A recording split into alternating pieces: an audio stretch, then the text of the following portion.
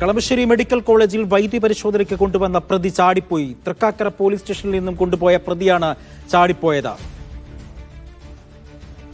Lydia Jacob വിവരങ്ങൾ നൽകാനായി. Lydia, എപ്പോഴാണ് ഈ പ്രതി ചാടിപ്പോയത്? എന്താണ് ഇയാൾക്കെതിരെയുള്ള കേസ്? ഏകദേശം 2 മണിയോടെയാണ് പ്രതി ചാടിപ്പോകുന്നത്. പ്രതിയെ കളമശ്ശേരി മെഡിക്കൽ കോളേജിലേക്ക് വൈദ്യപരിശോധനയ്ക്കായി കൊണ്ടുവരികയും ചില ശാരീരിക അസ്വസ്ഥതകൾ പ്രതി പ്രകടിപ്പിച്ചതിനെ തുടർന്ന് CT സ്കാനിനായി കൊണ്ടുപോവുകയും ചെയ്തു. അത്തരത്തിൽ CT സ്കാനിനായി കൊണ്ടുപോയ സമയത്താണ് ഇയാൾ പോലീസിനെ രക്ഷിച്ച് ചാടിപ്പോകുന്നത്. അതായത് കയ്യിലെ വിലങ്ങഴിച്ച ശേഷമാണ് ഇത്തരത്തിൽ സ്കാനിങ്ങിനായി കയറ്റിയപ്പോൾ പ്രതി ചാടിപ്പോവുകയായിരുന്നു. പോലീസ് നിലവിൽ അന്വേഷണം ആരംഭിച്ചിട്ടുണ്ട്.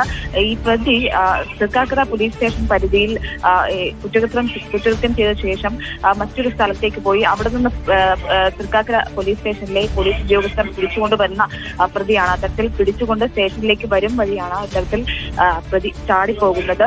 എന്തായാലും പോലീസ് നിലവിൽ അന്വേഷണം ആരംഭിച്ചിട്ടുണ്ട്. പരിസരം കേന്ദ്രീകരിച്ചാണ് പ്രധാനമായും അന്വേഷണം നടക്കുന്നത്. മറ്റ് CCTVയും കാര്യങ്ങളുമൊക്കെ കേന്ദ്രീകരിച്ച് അന്വേഷണം നടക്കുന്നുണ്ട്. ശരി.